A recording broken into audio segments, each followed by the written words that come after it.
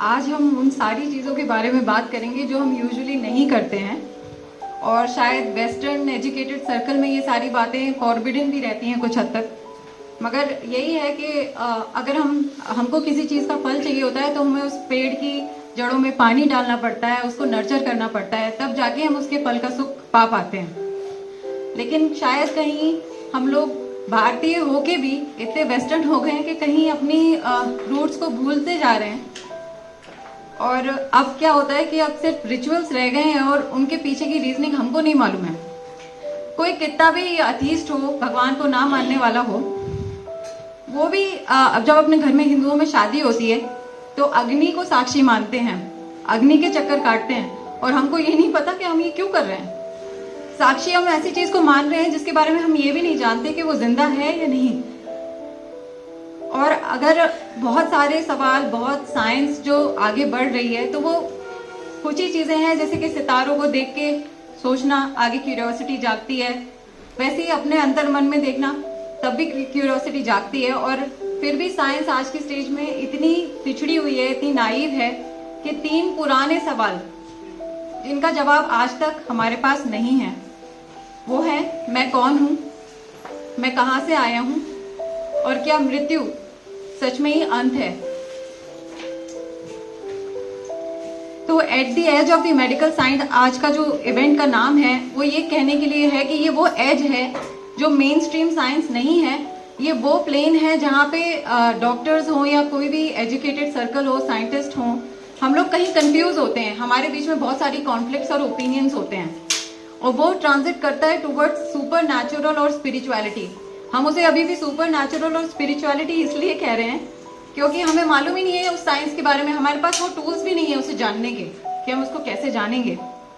इसलिए मैंने आज का हम लोगों ने प्रोग्राम ऑर्गेनाइज किया और एक नया डाइस प्रोवाइड करने वाले हैं जिसका नाम है कल्पतरु। तो जो भी लोग इंटरेस्टेड हो, क्योंकि हमने आज सोचा कि कौन से ऐसे लोग हैं जो इंटरेस्टेड हो सकते हैं, और ऐसा भी हो सकता है बहुत सारे ऐसे लोग हैं जो इंटरेस्टेड होंगे जिनको हम नहीं बुला पाए और हम नहीं जानते थे। लेकिन हमने ये सोचा है कि हम इस प्लेटफॉर्म से जो इंटेलेक्चुअल हैं, स्पिरिचुअल हैं, फिलोसॉफिकल डिस्कशन है, उसका हमको मौका मिलेगा। उस तरीके के लोग इकट्ठे होंगे और वो खुद भी कभी यहाँ प्रेजेंट कर सकते हैं या बाकी लोग या किसी को इनवाइट कर सकते हैं इस प्लेटफॉर्म से। इसलिए इस चीज को शुरू किया। और शायद बरेली राजेश अंकल भी मुझसे कह रहे थे कि बहुत ड्राई जगह है, देखो श्रुति तुम करके देख लो। तो मेरे को नहीं लगता है कि ड्राई जगह है, बस हमारे पास एक जगह नहीं है एक साथ इन चीजों के बारे में बात करने की, तो इसलिए हम नहीं कर पाते हैं। मैं सोचती हूँ कि इंसान कितना बेवकूफ है ना कि हम सोचते रहते हैं कि अरे सब कुछ हमेशा के लिए, प्रॉपर्टी बना रहे हैं, कमा रहे हैं, अच्छी गाड़ियां ले रहे हैं, गलत नहीं है, ये सब गलत नहीं है। लेकिन हम हर दिन एक टिकिंग बॉम्ब के ऊपर जी रहे हैं। वो क्लॉक तो टिक कर रही है और सबकी एक ही डेस्टिनेशन है, डेथ। और हम कभी ये पूछते भी नहीं है कि ये है क्या, बस जी रहे हैं, किसी धुन में है हम लोग। क्या कर रहे हैं ये हमको भी नहीं मालूम है। इसीलिए आज की गैदरिंग से 3 टाइप के रेस्पॉन्स एक्सपेक्ट कर रही हूँ लोगों से। एक तो ये कि वो कह दें कि यार ये बकवास है, हम तो ये मानते ही नहीं है, ये बात क्या है। या फिर ये कह दें कि चलो मैं बिल्कुल मान लेता हूँ, आपकी बात सही है, मगर फिर हम आगे इंक्वायरी नहीं करेंगे। तो मैं ये नहीं चाहती हूँ कि आप ये दोनों चीजें सोचें कि आप तुरंत मान जाएं या तुरंत उसे रिजेक्ट कर दें, क्योंकि उससे कोई फायदा नहीं है। हमारा पाथ है सीकर्स का पाथ, जहां हम सोचें और इस बात को माने कि आई डू नॉट नो। इस चीज को हम एक्सेप्ट करें कि ये हमें नहीं मालूम है, मुझे नहीं मालूम है, लेकिन मैं खोजूंगा। वही हमारा रास्ता है। जहां हम ये सोच लेते हैं कि हम खोजेंगे, वहां हम रास्ता ढूंढेंगे। जहां हम सोच लेते हैं हम मानते हैं, वहां पे भी गलत है। जहां हम सोचते हैं हम नहीं मानते हैं, वहां पे भी हम गलत है। तो इसलिए मैं ये होप करती हूँ कि आज हम बहुत सारे सीकर्स बन के निकलेंगे इस टॉक के बाद। और इसी के साथ मैं अपना पहला प्रेजेंटेशन अब शुरू करूंगी। उससे पहले थोड़ा बहुत मैं अपने बारे में बता देती हूँ कि मैं बहुत ही फ्रेश इस करियर में आई हूँ। मैंने अभी रिसेंटली अपनी सर्जरी की पीजी खत्म करी है और मैं बस अपने फादर की परछाई ही हूँ। वो इतना बड़ा नाम है कि उनके आगे मैं पता नहीं कुछ कर भी पाऊंगी कि नहीं। मैं उनकी बस परछाई हूँ और मेरा काम बस इतना है कि मुझे अपने पापा को सपोर्ट करना है और उनकी परछाई बनना है, उनके प्रिंसिपल्स को एब्जॉर्ब करना है। मैं उससे कुछ बड़ा नहीं करना चाह रही हूँ। और दूसरी चीज़ ये भी है कि मैंने इससे पहले, पीजी से पहले भी मैंने कुछ काम किए हैं कि मैं यूएस रह चुकी हूँ, मैंने कई इंस्टीट्यूट्स में ऑब्जर्वरशिप और शैडो करी है, मैंने रिसर्च भी करी है, हार्वर्ड में भी करी है। मैंने देखा है वहाँ लोग कैसे काम करते हैं। मैंने देखा कि और मैंने पूरा अपना यूएसएमएलई के सारे पेपर दिए। उसके बाद में इंडिया आई और उसके बाद में मुझे यही लगा कि नहीं, मुझे अपने फादर के साथ ही काम करना है, क्योंकि मेरा भाई डॉक्टर नहीं है और सर्जरी मेरा हमेशा से पैशन था, लेकिन उससे बड़ा पैशन मेरे फादर ही है मेरे लिए। तो मैं वहाँ देखती थी कि वो जो गोरे लोग होते हैं उनके लिए इतनी उन रिसर्च सारी उन्हीं के लिए ओरिएंटेड थी और इतना दर्द था उन लोगों के अंदर। मैंने कहा कि इन लोगों को अपने लोगों के लिए कितना दर्द है, मैं इनकी रिसर्च में हाथ दे रही हूँ जहाँ मेरा देश, जहाँ मेरे लोगों को ज्यादा जरूरत है इस चीज की, जहाँ मेरे फादर काम कर रहे हैं, जहाँ मेरे धरती के लोग हैं, मैं वहाँ फिर भी कुछ कर सकती हूँ। तो मैं यहाँ अपने आप को झोंकूंगी तो मैं बहुत लॉस्ट फील करने लगी। दूसरी चीज ये थी कि वहाँ की जगहें तो बहुत सुंदर हैं, वहाँ के पहाड़ भी हमसे ज्यादा प्रिजर्व्ड हैं, उन्होंने ज्यादा केयर करी है नेचर की, लेकिन वहाँ ना वो स्पिरिट नहीं है, वहाँ वो आत्मा नहीं है, वहाँ चाय के खोखे नहीं है जगह जगह, वहाँ पे आपको मंदिर नहीं दिख जाएंगे, वहाँ साधु पहाड़ों में घूमते हुए नहीं दिखेंगे आपको। वो वहाँ जैसे कहो ना कि वहाँ एक आत्मा नहीं है, वो एक मटीरियलिस्टिक सोसाइटी है जो बहुत कुछ जो दिखता है वो बिकता है पे वो चलती है। और जहाँ हमारा देश है तो मतलब वो तो पता नहीं सदियों से हम कैसे हैं, ये तो अब हम ही जानते हैं कि हम लोग कितने पुराने कल्चर से आते हैं। तो बिना डिले के मैं अब शुरू करती हूँ अपना प्रेजेंटेशन। मैं प्रेजेंट कर रही हूँ 5 एलिमेंट्स और लॉन्जिविटी ऑफ लाइफ पे। अच्छा, तो सबसे पहले एलिमेंट पे बात करते हैं पानी। इमोतो मासाओ एक सूडो साइंटिस्ट थे, और सूडो साइंटिस्ट इसलिए क्योंकि ऐसी साइंसेस को लोग मेन स्ट्रीम साइंस एक्सेप्ट नहीं करती है, तो उन्हें सूडो साइंटिस्ट कहते थे। उन्होंने एक बुक लिखी थी the hidden messages in water. तो उन्होंने ये पाया कि जब उन्होंने पानी लिए अलग अलग जगह से उसको फ्रीज किया और माइक्रोस्कोप के थ्रू उसके क्रिस्टल्स को देखा, तो उन्होंने ये जाना कि पानी किस किस चीज को रिएक्ट करता है। मतलब अगर आप कुछ नहीं बोल रहे हैं लेकिन आप एक बहुत लव के इंटेंट से या हेट के इंटेंट से पानी के पास जा रहे हैं, पानी को देख रहे हैं या उस वाटर बॉडी को टच कर रहे हैं, तो वो पानी कैसे रिएक्ट करेगा, म्यूजिक से कैसे रिएक्ट करेगा, इवन पिक्चर्स दिखाई गई एक्सपेरिमेंट्स में तो उससे पानी कैसे रिएक्ट कर रहा था, प्रेयर्स से कैसे रिएक्ट कर रहा था, पॉल्यूटेड वाटर जो रिवर्स का है उनसे और स्प्रिंग वाटर से पानी कैसे रिएक्ट कर रहा था। तो अब एक इंटेंट, अगर आप प्यार के इंटेंट से पानी के पास जाते हैं तो वो कैसा क्रिस्टल बनाता है, तो ये ज्योमेट्रिक पैटर्न आप देख सकते हैं। इतना सुंदर ज्योमेट्रिक पैटर्न नेचर बनाता है जब आप लव के इंटेंट से जाते हैं। वहीं आप सोचिए अगर आप किसी हेट के इंटेंट से जा रहे हैं तो वो पानी कैसा रिएक्ट करेगा। इसमें कोई भी ज्योमेट्रिक पैटर्न नहीं है। इस पानी से कहा गया था you make me sick I will kill you. तो हम देख सकते हैं कि डिस्गस्ट के लिए और ईवल के लिए कोई भी ज्योमेट्रिक पैटर्न नहीं है, लेकिन लव जैसे एक्सप्रेशन के लिए इतना सुंदर ज्योमेट्रिक पैटर्न आया। नेचर में इतनी इंटेलिजेंस है। हम लोग खुद 70% पानी ही है। हम ये सोचते हैं किसी को बुरा बोल देंगे तो उसका बुरा हो जाएगा, लेकिन हम 70% खुद भी तो हैं। जब हमारे मुंह से वो बातें निकलती हैं वो तो सबसे पहले हमें ही अफेक्ट करती हैं। दूसरे का तो वो अपना है, वो कितना अफेक्ट होगा वो उसकी बात पे है, लेकिन हम अपने आप को सबसे पहले पॉइजन में डालते हैं जब हम कुछ भी बुरा बोलते हैं। एक राइस वाटर एक्सपेरिमेंट किया था इमोतो ने, तो उसमें उन्होंने तो 3 जार लिए थे, मैंने 2 ही यहाँ पे दिखाए हैं। तो उसमें उन्होंने 1 महीने के लिए तीनों जारों में चावल रखा और उसमें पानी डाला थोड़ा थोड़ा। पहले जार को वो डेली कहते थे आई लव यू, दूसरे जार को वो कहते थे आई हेट यू, और तीसरे जार को वो देखते भी नहीं थे, बिल्कुल इग्नोर कर देते थे। जब उन्होंने कहा आई लव यू वाला जो जार था, 1 महीने बाद उसको देखा तो उसमें राइस वाटर की वाइन बन गई थी और बहुत स्वीट स्मेल थी उसकी। दूसरा वाला था उसमें पानी काला हो गया था, सड़ने लगा था। और तीसरा जार जिसको उन्होंने इग्नोर किया था वो बिल्कुल ही रॉट कर गया था, चावल भी और उसका राइस भी। तो उन्होंने ये कहा कि जब हम बच्चों की परवरिश करते हैं, खाली उनके लिए बेसिक्स प्रोवाइड करना ही हमारे लिए काफी नहीं होता कि हमने उन्हें अच्छी हेल्थ, अच्छा खाना दिया, अच्छी एजुकेशन दी।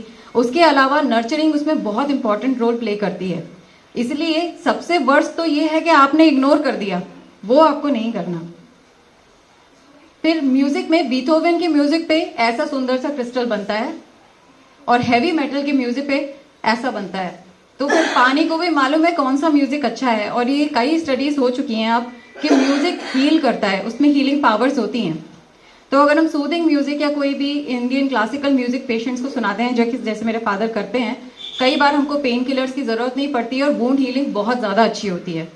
वहीं हैवी मेटल म्यूजिक आपके सिस्टम को क्या कर सकता है वो हम देख सकते हैं। वहीं सिंफनी है मोसार्ट की, उसमें भी ज्योमेट्रिक पैटर्न है और हैवी मेटल में नहीं है। जब नमस्ते हम किसी को बोलते हैं तो कितना सुंदर क्रिस्टल मिलता है।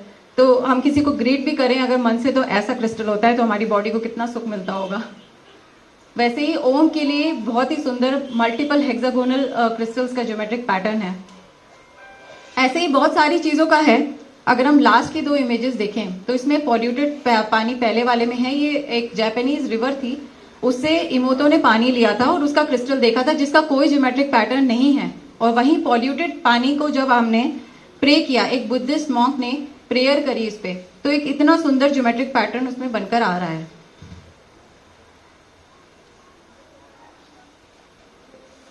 अब पुराने जमाने में भारत में ऐसा होता था कि जो पानी होता था उसे मंत्रास से चार्ज किया जाता था, और जब हम उसको मंत्रास से चार्ज करते थे, जैसे एक कहानी थी कि जिसमें राजा रानी के बच्चे नहीं हो रहे थे, तो ऋषि मुनियों ने उसको मंत्रास से चार्ज किया, उस पानी को, उसको स्टिल छोड़ दिया और उसके बाद उसको नेक्स्ट डे क्वीन को पिलाया तो वो गर्भवती हो गई। ये तो एक एग्जाम्पल है। इस तरीके की कई चीजें वो लोग करते थे, उनको नेचुरल साइंसेस को यूज करना या उसकी एनर्जीज को हार्नेस करना आता था। वही हमने हीलिंग पावर ऑफ म्यूजिक को देख ही लिया है।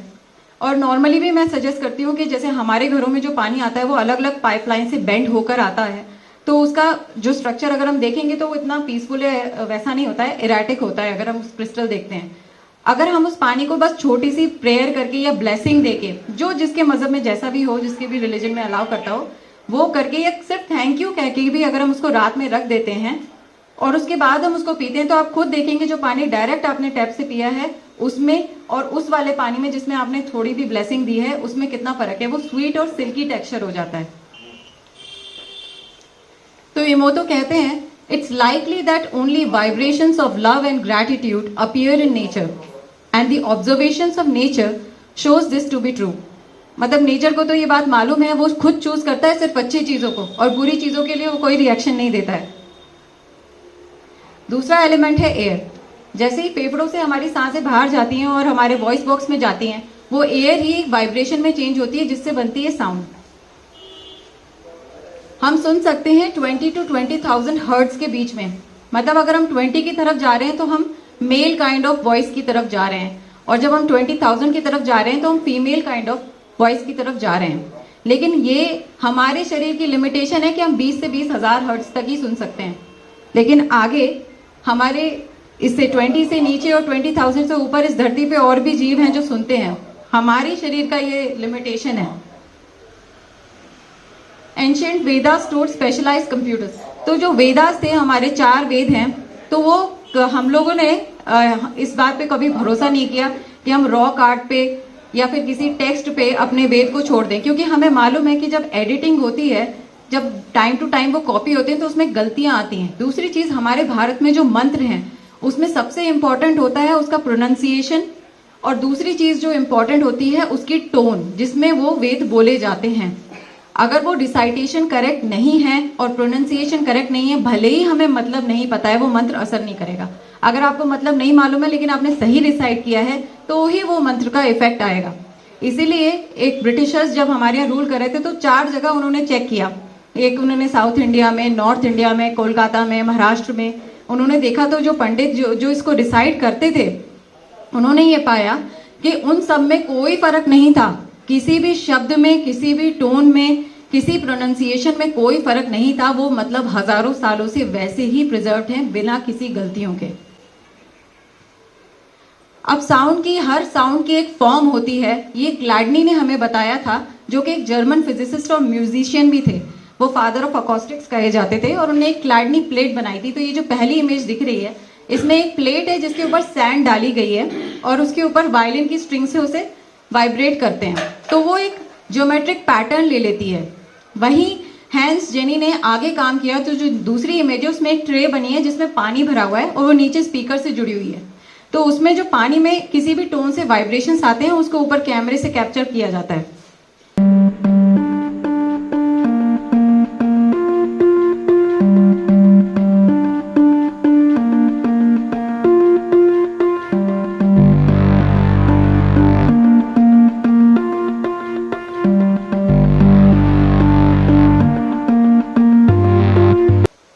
तो ये एक तरीके का क्लैडनी प्लेट का एग्जाम्पल था जिसमें वो टोन बजा रहे थे, तो उससे ज्योमेट्रिक पैटर्न्स बन रहे थे। हैंस जेनी ने क्लैडनी के काम को 1900s में कंटिन्यू किया और उन्होंने ये पाया, उन्होंने क्या किया था कि अलग अलग वाइब्रेशंस को, जो वाइब्रेशंस थे उनके साथ अलग अलग मैटर को चेक किया था, जैसे सैंड को, टर्पेंटाइन ऑयल को, वाटर को, प्लास्टिक मटेरियल को, पल्प को, और उन्होंने ये जाना कि सेम फ्रीक्वेंसी पे ये सारे मटेरियल अपना स्पेसिफिक पैटर्न शो करते हैं। इनका एक स्पेसिफिक पैटर्न है जिसमें ये रिएक्ट करते हैं।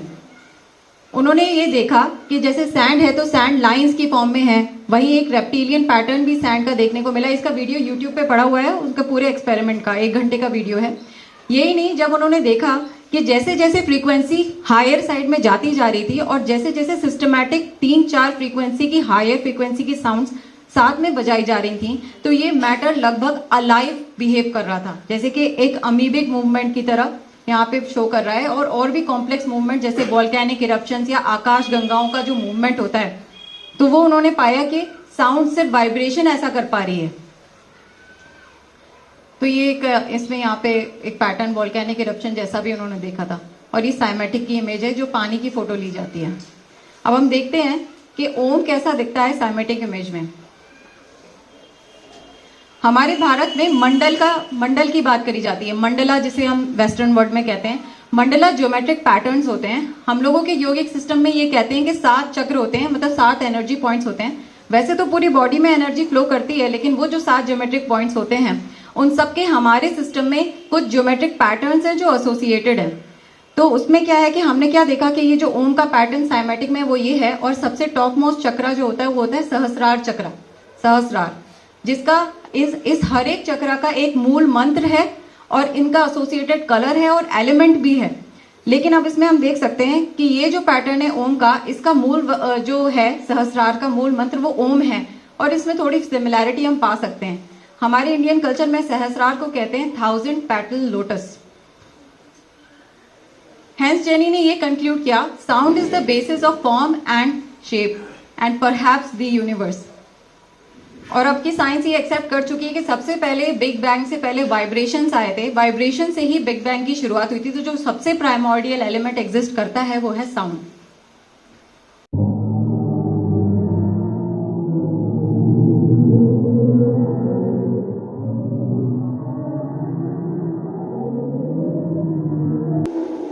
ये ब्लैक होल की आवाज है जो नासा के साइंटिस्ट ने रिकॉर्ड करी थी। अभी किसी को हॉरर मूवी का बैकग्राउंड लग सकता है, वैसे मुझे तो ये ओम जैसी साउंड कर रही थी। अगला एलिमेंट है अर्थ। जेसी बोस हमारे ही देश के साइंटिस्ट थे, बंगाली। उन्होंने एक क्रेसोमीटर बनाया था। क्रेसोमीटर एक ऐसी डिवाइस थी जो बहुत ही माइनर वाइब्रेशंस को 10,000 से 1 करोड़ टाइम्स तक एम्पलीफाई कर देती थी। अब इसका मैकेनिज्म डिवाइस का बहुत जगह अवेलेबल, आप देख सकते हो। मैं इसकी डिटेल्स में जाऊंगी तो टाइम लगेगा। उन्होंने ये जाना कि प्लांट की ग्रोथ होती कैसे है, उसका जो सैप का मूवमेंट है जो कि ह्यूमन ब्लड सर्कुलेटरी सिस्टम का काउंटर पार्ट है, उसको स्टडी किया। यही नहीं, उन्होंने उसके पेनफुल स्टिमुलस को कि प्लांट को दर्द कैसे होता है, इमोशनल इंसल्ट में प्लांट्स कैसे रिएक्ट करते हैं, फर्टिलाइजर्स का प्लांट्स पे क्या असर होता है, ये सारी चीजें, और उसका डेथ ग्राफ। तो उन्होंने एक स्मोक शीशा होता था जिसपे उसका ग्राफ खिंचता था, वाइब्रेशंस का जो माइनर होते थे। तो उसमें जब स्टेम काट दी गई तो वो एजिटेटेड सा ग्राफ आया, उसके बाद फ्लैट लाइन आ गई, ऐसे उसने अपना डेथ नोट लिख दिया। इससे ज्यादा इंटरेस्टिंग एक्सपेरिमेंट उन्होंने किए थे मेटल्स पे या नॉन लिविंग चीजें जैसे पत्थरों पे। उन्होंने ये पाया कि उसमें एक जो नॉन लिविंग चीजें भी होती हैं या मेटल्स भी होते हैं, उनमें एक लाइफ पल्स होती है, मतलब उसके एटम्स का भी एक वाइब्रेशन होता है। और उन्होंने उस पर एक टिन का वो लिया, उस पर उन्होंने क्लोरोफॉर्म डाला, तो उसमें क्या हुआ कि वाइब्रेशंस आए। उसके बाद जैसे कि वो टिन बेहोश हो गया, फ्लैट लाइन आई, और थोड़ी देर बाद वो वाइब्रेशंस रिज्यूम हो गए। वैसे ही उन्होंने उसके ऊपर एसिड डाला तो उसने अपना डेथ ग्राफ लिख दिया, मतलब वो मेटल वापस रिवाइव नहीं हुआ। उन्होंने ये भी स्टडी करी कि बहुत सारी मशीन्स जो हैं, जो मेटल की हम यूज करते हैं, वो एक टाइम के बाद फटीग में चली जाती हैं और थोड़ा उनको रेस्ट दिया जाता है तो वो ऑप्टिमम अपनी कैपेसिटी पे वापस काम रिज्यूम कर लेती हैं। अब इसके संदर्भ में मैं ये कहानी बताना चाहती हूँ। राजस्थान में एक टेम्पल है, बुलेट बाबा टेम्पल। कहानी ऐसी है कि ओम बन्ना करके एक लड़का था जो जा रहा था, तो उसका एक्सीडेंट हो गया, वो उसी वक्त मर गया था। और गाड़ी जो थी, इसकी बाइक जो थी बुलेट, वो एक गड्ढे में गिर गई थी। उसके बाद पुलिस इस बाइक को ले जाती है और उसके बाद क्या होता है कि वो देखते हैं अगले दिन सुबह बाइक गायब है, उसे ढूंढते रहते हैं, तो वो वहीं एक्सीडेंट की जगह पे बाइक मिलती है। उनको लगता है पता नहीं कोई ले गया होगा, वो उसको चेन में बांध के उसका फ्यूल टैंक खाली कर देते हैं। फिर से वो बाइक मेस्मराइज, मतलब सरप्राइजिंगली गायब हो जाती है और वहीं मिलती है एक्सीडेंट की जगह पे। ऐसा जब 4-5 बार हो जाता है तो वहां पे एक श्राइन राजस्थान में इसके उस पे बनाते हैं। और ये भी है, कई कहानियां ऐसी हैं कि ये जो श्राइन है इसके आसपास के जो भी एक्सीडेंट्स होते हैं वहां पे लोगों को इसने बचाया है, ओम बन्ना की आत्मा ने बचाया है, ऐसे लोग कहते हैं। इनमें चढ़ावा जो है वो अल्कोहल का चढ़ावा होता है यहाँ पे, और इसके आसपास जो भी व्हीकल जाते हैं वो कभी हॉन्क नहीं करते। अब जापान में एक थेरेपी कहते हैं, उसे फॉरेस्ट थेरेपी कहते हैं। उन्होंने ये कहा है कि जो जंगल है हमारे, उनके अगर हम उसमें वॉक करें या सॉइल पे बेयरफुट चलें, गार्डनिंग में थोड़ा टाइम स्पेंड करें, तो उससे हमारा जो वेलबींग है वो बेटर होती है, वेलनेस हमारी अच्छी होती है, हमारी हेल्थ इंप्रूव करती है और हमारे शरीर में हीलिंग पावर और एक अच्छी फीलिंग हमेशा बनी रहती है। और ये वो प्रॉपर हाई स्केल पे ये चीजें कर रहे हैं। हमारे लिए संभव नहीं है कि जो बच्चे कुछ जंगल है उनमें हम जाके टाइम स्पेंड करें, लेकिन कई लोग ऐसे होंगे जिनके पास बड़े फील्ड्स होंगे या फार्मलैंड या गार्डन्स होंगे। अगर नहीं भी हैं तो पॉइंट ये है कि आप ज्यादा से ज्यादा पेड़ अपने घर पे रखें और ज्यादा से ज्यादा प्लांटेशन करें। और जिनके पास ज्यादा जगह है वो उसको ऑर्गेनाइज्ड वे में भी एक जापानीज जेन फॉरेस्ट की तरह भी ऑर्गेनाइज्ड वे में कर सकते हैं, जिसमें पॉन्ड्स और स्ट्रीम्स हों। अब हमारा ये चौथा एलिमेंट है फायर। फायर के बारे में बहुत कम स्टडी हुई है, लेकिन फायर के बिना हमारी जिंदगी है नहीं। ये ऑक्सीजन कंज्यूम करती है, मैटर कंज्यूम करती है और प्योर हीट और लाइट का ये मिश्रण है। और कोई भी रिचुअल जैसे कि घर हमारी शादियां होना, फाइनल राइट्स, दाह संस्कार, तो हमारे कल्चर में ये माना जाता है कि जब हम दाह संस्कार करते हैं तो वो करने के बाद ही हमारे दूसरी दुनिया के दरवाजे खुलते हैं, तो वो फायर से ही कनेक्टेड है। कई ऐसे रिचुअल्स थे, जैसे कि उसमें उन्होंने एक ऋषि थे जो कि कई पूजा करते थे, तो फायर में वो बहुत हम लोग चढ़ाते हैं ना, चढ़ावा करते हैं। हम ये सोचते हैं कि फायर के थ्रू हम देवों से कनेक्टेड हैं। तो जो ऋग्वेद के टाइम में सेक्रीफाइसेस करी जाती थी तो सारे ऑब्लेशंस फायर में करे जाते थे और ये सोच के करे जाते थे कि वो देवों से हमको कनेक्ट करते हैं। ये भी है, हमारे योगिक सिस्टम में 7 कलर टर्म्स बोली गई हैं फायर की। वो बेसिकली विबक्योर के कलर्स हैं। अगर आप उसको डालते हो, उसमें आहुति देते जाते हो, तो वो एक एक कलर करके अपना रंग दिखाती है। और मैं कल प्रिया से डिस्कस कर रही थी तो वो मुझे बता रही थी कि उसने खुद देखा था एक फायर रिचुअल साउथ इंडिया में, जहां पे वो प्रॉपर मतलब क्या होता है प्रिया, उसमें फेसेस उसमें अपीयर होते हैं फायर में। अब इस एलिमेंट के बारे में वेस्टर्न वर्ल्ड बिल्कुल भी बात नहीं करता है, 4 ही एलिमेंट के बारे में बात होती है। ये एलिमेंट जो है ये हमारे भारत में ऋग्वेद के टाइम से हम इस बारे में बात कर रहे हैं। 5 तत्व, पंचभूत, ये सारी चीजें हम इस बारे में बोलते हैं। इसमें ये है कि भाई ये सबसे, इन 5 एलिमेंट्स में सबसे सटल यही है। और मैंने बता दिया ये हमको, इट मेक्स अस वंडर कि डज डेथ रियली किल्स अस, कि हम सच में ही उसके बाद मर जाते हैं।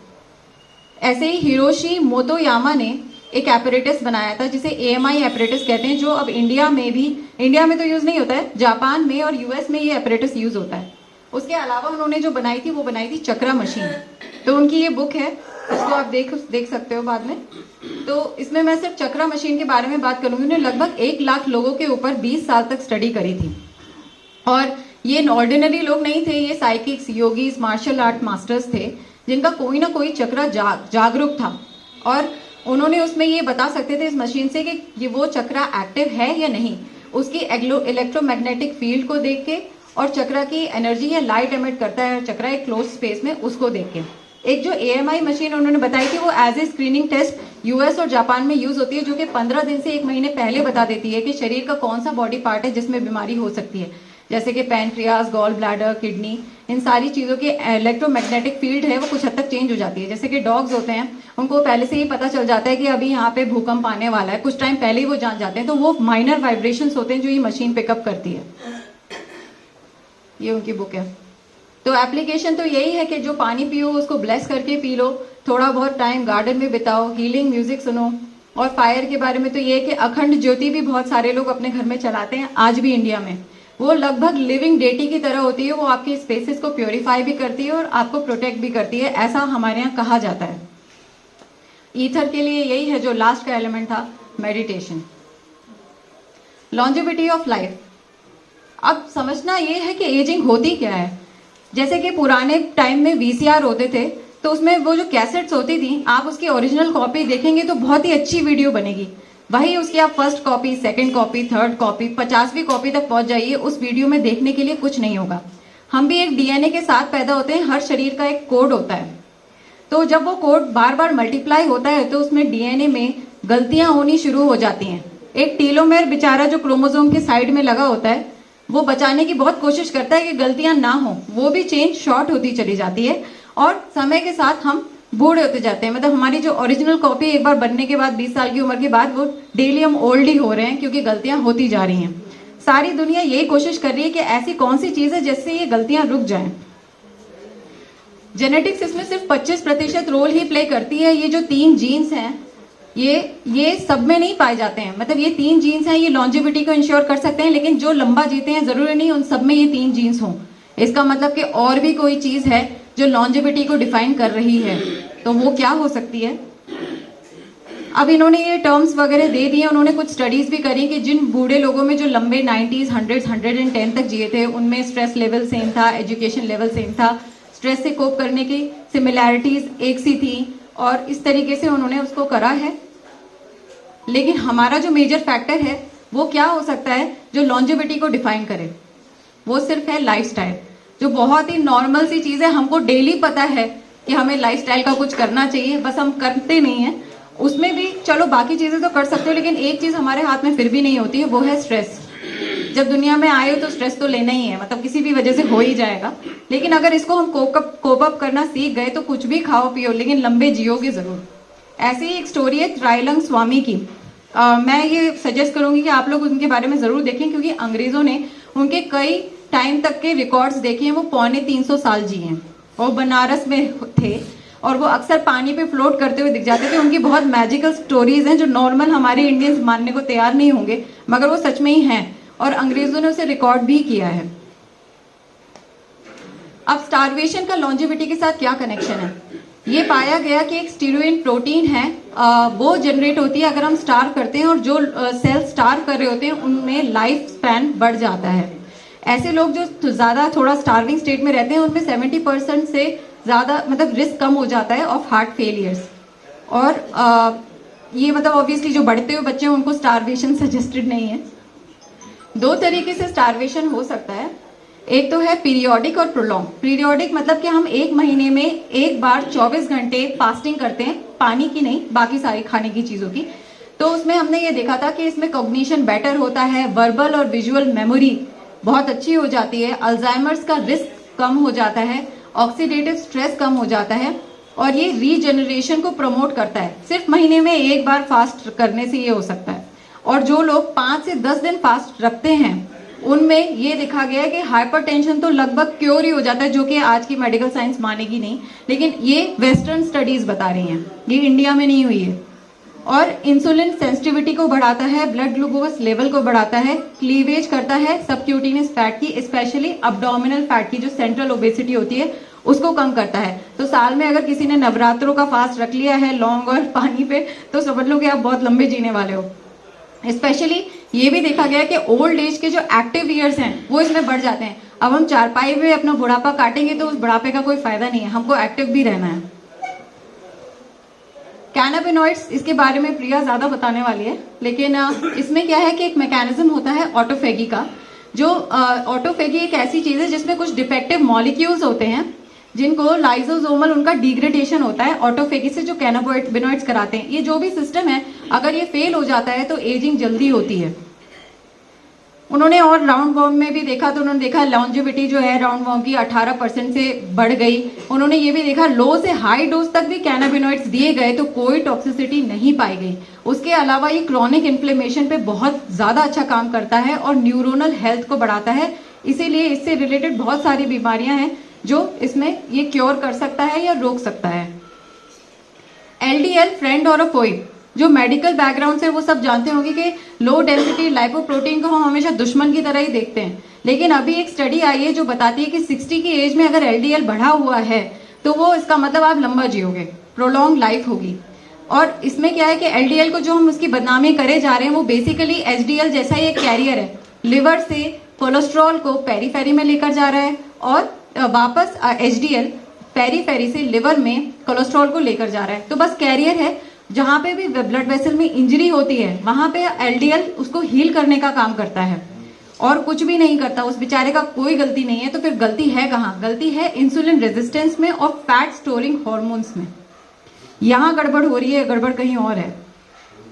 हॉर्मोन्स और लॉन्जिविटी के बारे में अभी बहुत प्रिलिमिनरी चल रहा है काम, इसका एप्लीकेशन क्या है नहीं जानते, लेकिन ये देखा गया है कि अगर ग्रोथ हार्मोन आपका थोड़ा कम लेवल पे है, प्रोलैक्टिन थोड़ा कम और थायराइड थोड़ा कम लेवल पे है, तो वो आपको लॉन्जिविटी को बढ़ाता है, बिकॉज ये एनाबॉलिक टाइप ऑफ एक्टिविटी होती है जिसमें ज्यादा रिएक्टिव ऑक्सीजन स्पीसीज बनती हैं और एजिंग जल्दी होती है। निकोटिनामाइड की बहुत पुरानी रिसर्च हो चुकी है इंडियन मार्केट में, नाइसिनामाइड निकोटिनामाइड मार्केट में बहुत प्रिवेलेंट है और इस पर बहुत काम हुआ है एजिंग के लिए। तो लाइफ स्पैन बढ़ाता है नहीं बढ़ाता ये नहीं पता, लेकिन ये एनएडी और एनएडीपी जो है वो खाना है, मतलब फूड हमारे यहाँ क्रैब साइकिल बॉडी में, रेस्पिरेटरी साइकिल जो एनर्जी जनरेटर्स होते हैं बॉडी की, एटीपी बनाते हैं, उसका खाना है ये। और ये रिप्लेनिश करता है सेल की एनर्जी को, उसकी मतलब old process of getting old को रोकता है। इसका फायदा अल्जाइमर्स में, डायबिटीज में, सेरेब्रल इस्कीमिया में, पार्किंसंस डिजीज और कैंसर में पाया गया है। ऐसे एक नया मॉलिक्यूल आया है, ये है साइक्लोएस्ट्रोजेनॉल।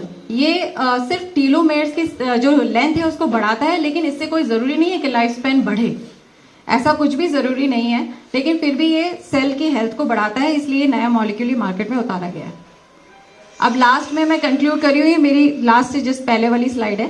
तो कुछ लोग होंगे जो मेडिटेट करते होंगे, और अगर नहीं भी करते हैं तो कभी आप अगर ईयर प्लग्स लगा के बैठेंगे, और हमने बताया था कि साउंड की एक फॉर्म है, तो फिर हमारे शरीर में भी हम फॉर्म है, तो हमारे शरीर में भी कोई साउंड होगी।